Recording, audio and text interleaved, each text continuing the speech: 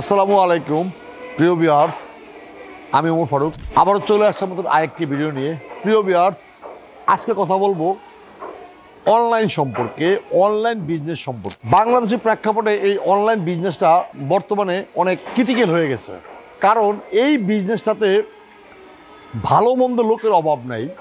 যেমন মেবি আমাদের যে বিজনেসটা আমরা অনলাইনে করতেছি, আমরা কিন্তু অনলাইনে ছিলাম না, এক সময় অনলাইন থেকে অনেক দূরে ছিলাম, কিন্তু যখন দেখতেছি যে বিভিন্ন ধরনের ছোট ছোট ব্যবসায়ী বা ছোট ছোট পরিসরে ব্যবসা করে তারা কিন্তু অনলাইনে ভালো অ্যাক্টিভ থাকে, তারপর থেকে আমার চিন্তাধারা ঢুকলো যে না, আমরাও অনলাইনে কিছু একটা করার চেষ্টা করতেছি। ইনশাল্লাহ আপনাদের দোয়া এবং ভালোবাসায় আমরা অনলাইনে অনেক দূর এগিয়ে গেছি।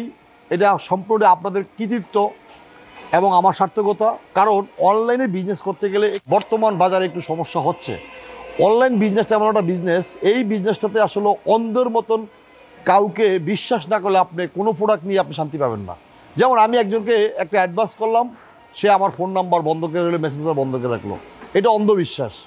আর বর্তমানে সিচুয়েশনে অনলাইন বিজনেস করতে গেলে কাউকে না কাউকে আপনাকে বিশ্বাস করতে হবে, কিচ্ছু করার নেই। যেমন আমি আপনার থেকে অনলাইনে ডোর বিক্রি করলাম, আমি যদি আপনাকে ভালো মানের দরজা না দেই, কখনো আপনার কোনো ধরনের প্রায়োরিটি নেই আপনি ভালো মানের ডোর এখান থেকে নেওয়ার, কারণ এই সম্পূর্ণ আমার ভিতরে।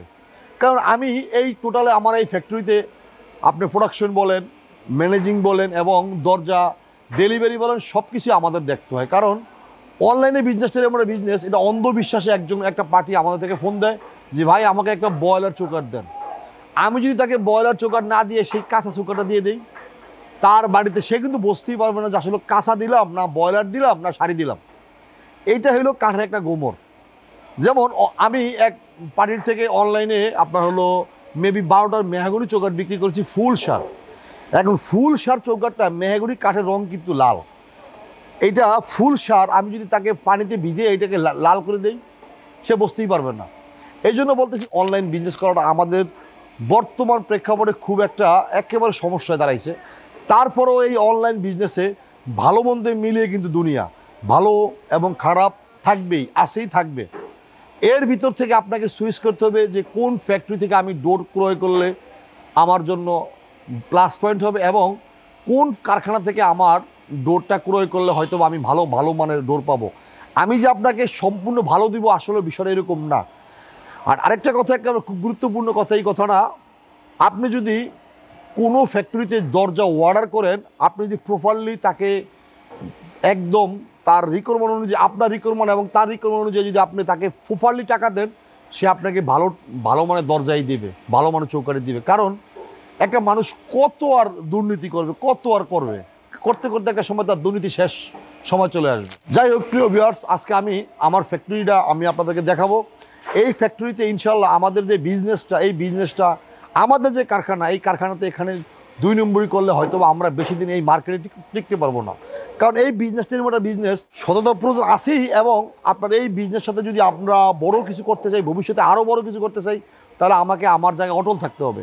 প্রিয় ভিউয়ার্স, আমি মনে করি অনলাইনের মাধ্যমে যারা দরজা ক্রয় করবেন এবং চৌকাঠ ক্রয় করবেন, আপনি যে কোনো কারখানা থেকে একটুনি দেখে বুঝে শুনে আপনি ডোর ক্রয় করুন। এবং সবচেয়ে বড় কথা হলো যে আপনি যেই ফ্যাক্টরি থেকে আপনি ডোর ক্রয় করবেন, আগে ম্যানটাকে সুইচ করবেন এবং তার ফ্যাক্টরিটাকে আপনি দেখবেন। এবং আমাদের বর্তমান বাংলাদেশে যার একটা দোকানে 4টা দরজা আছে, সে অনলাইনে বড় সেলিব্রিটি।